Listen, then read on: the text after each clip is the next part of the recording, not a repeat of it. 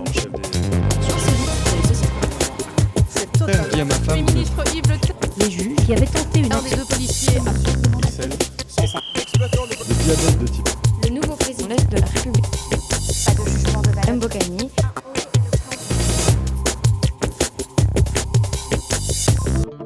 Aux assises de Bruxelles, Junior Pachi Kabunda a été reconnu coupable par les jurés. Une étude révèle une augmentation des avortements en 2009.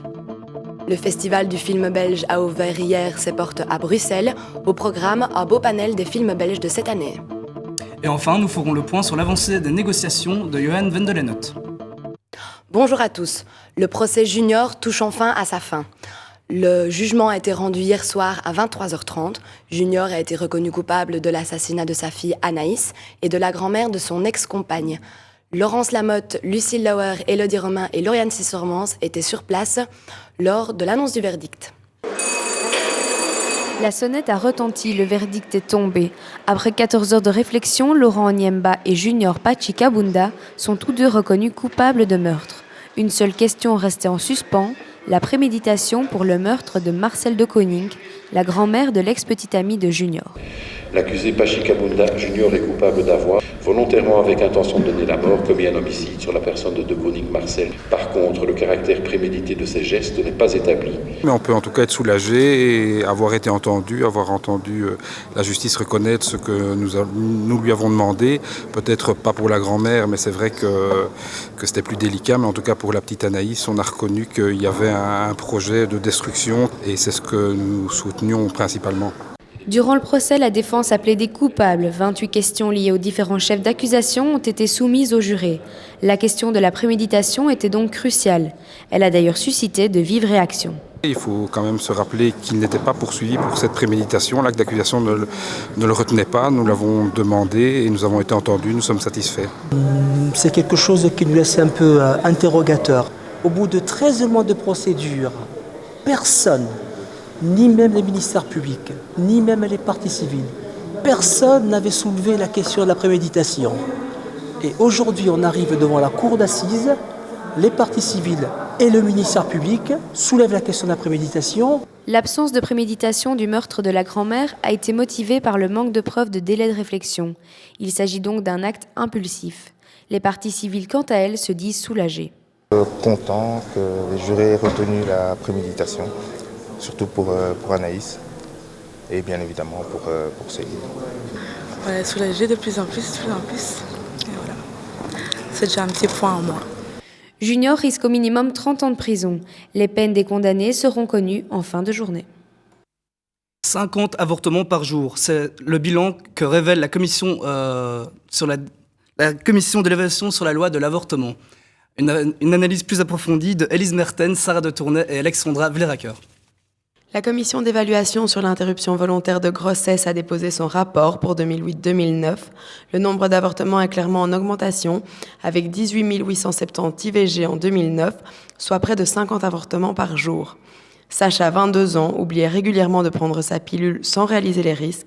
Elle fait donc partie de ces jeunes femmes qui ont avorté l'année passée. On a l'impression qu'on peut même pas penser à ça parce qu'on est aux études et que c'est un truc hyper rationnel que ça rentre juste pas dans le schéma de notre vie actuellement. Il y a un moment quand même où tous ces trucs très rationnels sont basculés par le fait que tu sais qu'il y a un truc qui grandit en toi et que tu te dis quand même waouh, quoi, ma vie aurait pu changer là maintenant, tu vois. J'aurais pu prendre un autre chemin et faire autre chose et finalement je le ferai pas. Les experts dénoncent un manque de conscientisation de la part des jeunes femmes. Mais au planning familial d'IXL, on affirme que les raisons sont à chercher du côté du contexte socio-économique de plus en plus compliqué ces dernières années en Belgique. Face à ces difficultés, la sexualité et la contraception passent au second plan. J'ai l'impression aussi qu'il peut y avoir une sorte de paupérisation de la vie où les femmes se disent ben voilà, l'intimité c'est peut-être parfois le seul endroit où j'ai l'impression d'avoir une place. Et donc, elles ne mesurent pas toujours effectivement vers quoi elles peuvent aller. À BLRTL, la manière dont ça a été évoqué, c'est qu'il y a de plus en plus de femmes qui subissent un avortement. Elles ne subissent pas, elles demandent une interruption de grossesse et elles souhaitent interrompre leur grossesse. Et c'est pour ça qu'on parle d'interruption volontaire de grossesse. Un avortement volontaire, oui, mais qui n'en est pas moins traumatisant. Mais forcément, parce que ça traumatise ton corps aussi, quoi. Ça se fait, je crois. Inconsciemment, j'ai calculé quand est-ce que j'aurais pu accoucher, des trucs comme ça. Et ces périodes-là sont toujours un peu sensibles et je suis toujours un peu... parce que j'imagine comment ça aurait pu être, mais il faut arrêter de faire ça parce que ça bouffe la vie, quoi. C'est pourquoi un suivi psychologique est généralement conseillé par les plannings familiaux aux jeunes femmes ayant opté pour l'avortement. Néanmoins, il est bon de rappeler que les complications liées aux IVG sont rares et les cas d'infertilité exceptionnels. La 6e édition du Festival du film belge a débuté hier soir au Centre culturel Jacques Franck, à Saint-Gilles. Un marathon filmique qui durera 4 jours et qui diffusera un best-of des meilleurs films néerlandophones et francophones de l'année. Un reportage de Corentin Simon, Aude Van Den Hove, Michael Antoine, Marie Zuliquet et Liane Bonobo. Tout nu sur un vélo, une image qui caractérise bien l'autodérision du cinéma belge. Cette scène est extraite du film La merditude des choses, qui ouvre le Bifilm Festival cette année. Une des volontés principales des organisateurs de cet événement est de représenter tant le cinéma francophone que néerlandophone. Alors on a décidé de s'ouvrir au cinéma néerlandophone parce que c'était dommage finalement de s'en priver. Et que deuxième constat, c'est que les Belges francophones ne connaissent absolument pas le cinéma néerlandophone. Il y a une frontière niveau linguistique et niveau culturel qui est énorme. Et donc on s'était dit c'est quand même dommage dans ce pays de ne pas connaître ce qui se fait de l'autre côté. Et inversement, parce que je pense que les néerlandophones ne connaissent pas beaucoup non plus le cinéma belge francophone. Donc ça a été ça notre volonté, de faire découvrir et de faire se rencontrer deux communautés. Ce n'est d'ailleurs pas un hasard si le Centre culturel de Saint-Gilles accueille le Festival du film belge, puisque leur projet culturel global est de rapprocher les deux communautés. Au niveau bruxellois, on est membre du réseau des Arabes Bruxelles et qui travaille avec le Brussels Kunstenoverleg. Enfin, ça correspond à une réalité, une volonté de combler ce soi-disant fossé qui existe entre les deux communautés, quoi. Un concept qui attire la foule en nombre, car pour cette soirée d'ouverture, plus de 200 personnes étaient présentes. Les deux films projetés hier soir, qui mettaient à l'honneur des réalisateurs néerlandophones, ont suscité la curiosité des Bruxellois francophones, venus en majorité. Ce qui est bien, c'est que c'est un film néerlandophone et qui est quand même un public ici, je sais pas, c'est super éclectique, il y a de tout ici, donc je crois que ça peut être super intéressant de regarder ça. Après ça, voilà, il y a plein de styles de films différents. Si le cinéma belge plaît à beaucoup de monde, c'est parce qu'il n'appartient pas à un genre particulier. L'autodérision est toutefois une de ses caractéristiques principales et représente une valeur ajoutée de notre cinéma à l'étranger. Il est bon d'être belge francophone et maintenant néerlandophone aussi à l'étranger, parce que là je pense qu'ils sont vraiment étiquetés, c'est comme si du coup on était deux fils, on avait un côté génial, drôle, on était tous des poulevards en puissance, donc plutôt gay, non, au départ. L'organisation précise que le festival sera également festif, une autre caractéristique belge qui plaît à l'étranger, et ce n'est pas Benoît Poelvoort qui dira le contraire. Si vous écoutez tous les jours la radio à Bruxelles, peut-être êtes-vous déjà tombé sur la fréquence 106.5. Un mystère entoure cette station qui, depuis 1 an, diffuse les 3 mêmes chansons en boucle. Alors, qui se cache derrière cette radio ? Marie Charette, Clémentine Delis, Sophie Mindio, Charlotte Honoré et Jean-Simon Gérard ont mené l'enquête.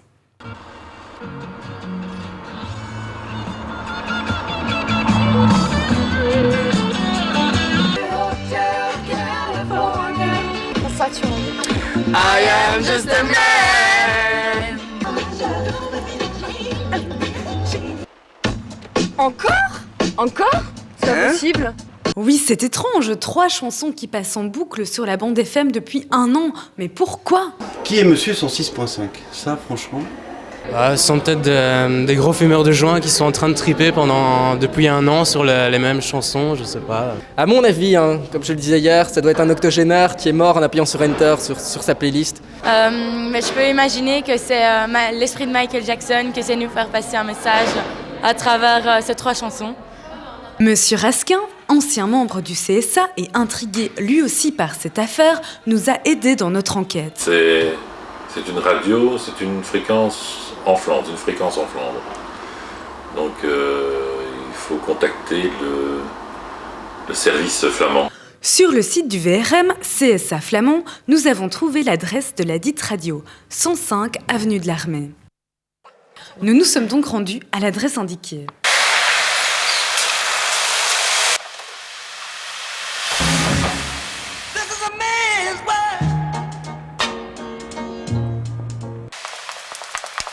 Un 103, un 107, mais sur place, pas de 105.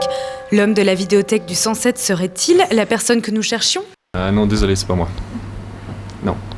Alors donc le monsieur qui habite juste ici au-dessus, qui était là parce qu'il a déménagé il y a à peu près un mois, s'appelait Mathias Gussens.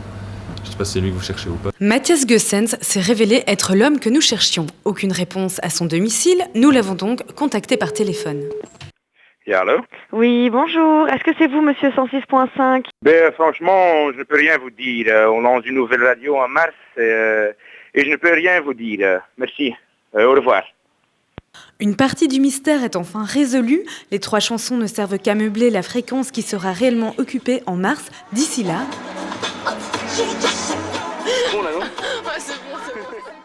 Le vol de vélo est en hausse à Bruxelles, mais quelques consignes sont à appliquer si vous voulez éviter cette fatalité. Un reportage de nos experts Benjamin Baudard, Nicolas Bronfort, Jérémy Degive et Mathieu Golinvaux. À Bruxelles, il y a beaucoup de vélos, mais également beaucoup de voleurs. Et ce n'est pas Nicolas qui dira le contraire. Bonjour Nicolas. Vous avez été victime de plusieurs vols de vélos, 3 en 3 ans, j'ai cru comprendre. Quel est votre sentiment ? Vous savez, ça fait chaque fois un choc, parce que quand je reviens sur le lieu où je pense retrouver mon vélo et qu'il n'est plus là, c'est toujours un peu délicat et c'est toujours un moment d'intense frustration, j'ai envie de dire. Vous allez chaque fois porter plainte ? Oui, je porte plainte à chaque fois, ils commencent à me connaître, mais bon. Je sais que ça ne fera pas revenir mon vélo, mais c'est comme pour un enterrement, on sait que ça ne fera pas revenir la personne, mais ça permet de passer à quelque chose d'autre beaucoup plus sereinement, et porter plainte, c'est une manière pour moi de faire le deuil de mon vélo et d'en racheter un dans les prochaines semaines, plus sereinement. Il ne faut pas aller bien loin pour avoir l'avis des professionnels. Jean-Philippe, du Fitzpun de la gare centrale, nous donne ses conseils. Le seul modèle qui soit vraiment efficace, c'est le modèle en U. D'ailleurs, un cadenas comme ceci. Et certains modèles peuvent se fixer sur le cadre, ce qui est pratique aussi parce que ça permet de le transporter facilement. Il faut savoir qu'aucun cadenas n'est absolument fiable. Le truc, c'est qu'il faut retarder le voleur le plus possible pour que le voleur, quand il a du choix entre 3 vélos, il choisisse le vélo le plus facile à voler. Des conseils que Nicolas devrait retenir s'il ne veut pas connaître une nouvelle mésaventure. Aujourd'hui se tient le colloque annuel du CSA, le Conseil supérieur de l'audiovisuel. L'occasion de découvrir ce qui se cache derrière cette supervision des médias. Un reportage de Laurence Lamotte, Elodie Lamère, Lucie Lauer et Carole Lyon. CSA, c'est consommation, je ne sais plus. Alors si je vous dis CSA, est-ce que ça vous dit quelque chose? CSA. Non. Quoi? CSA. Non. C'est un peu le même genre d'école d'institut, que l'IAD. C'est ça? Je connais pas. L'appellation Conseil supérieur de l'audiovisuel est-elle plus familière aux élèves d'une école de communication? Nous nous excusons de l'interruption de ce reportage, mais une nouvelle très importante vient de tomber. En effet, Franck Istas vient de se faire licencier de la RTBF, mais aussi de l'IEX, où il donne cours. Pour le moment, nous ignorons les raisons de ce double licenciement, mais nous vous proposons une édition spéciale dans ce journal. Question à la Une vient de fêter ses 5 ans. Pour l'occasion, les journalistes de cette émission d'investigation livrent tous leurs secrets. Franck Istas est l'un des éditeurs de ce programme, mais aussi un journaliste qui a réalisé de nombreux reportages au cours de ces 5 années. 5 ans de questions cruciales, plus de 150 émissions quelque peu dissidentes. C'est faux ça, c'est faux. Ça c'est faux, c'est faux, c'est faux ça. C'est faux. Je ne pense pas que ce soit vrai, c'est pas tout à fait exact, c'est tout à fait inexact. C'est faux. Je vous le dis, faux. Et plus de 300 reportages, souvent ludiques, toujours incisifs. Pas de regret à avoir, parce qu'effectivement, il y a un business là-dedans qu'il fallait dénoncer. Mais Franck Istas est allé trop loin. Il a franchi les limites de l'investigation et a enfreint les règles déontologiques du journalisme de qualité. La sentence est tombée, il a été contraint de quitter la RTBF. Alors, pour éclaircir cette mystérieuse histoire, nous retrouvons notre envoyée spéciale Laetitia Finzio à l'RTBF. Alors bonjour Laetitia, j'imagine que cette nouvelle a fait l'effet d'un coup de massue à l'RTBF. Oui Jean-Simon, ici c'est l'incompréhension, personne ne peut rentrer, les journalistes sont interdits d'accès au bâtiment de la RTBF. Nous essayerons de revenir vers vous dès que nous en savons plus et nous allons tenter d'entrer malgré tout. Ok, merci Laetitia, donc n'hésitez pas à reprendre l'antenne dès que vous avez du neuf. Alors, nous recevons à l'instant un communiqué de la police fédérale que nous sommes dans l'obligation de diffuser. Cette information, me dit-on, est cruciale dans la compréhension de cette curieuse affaire.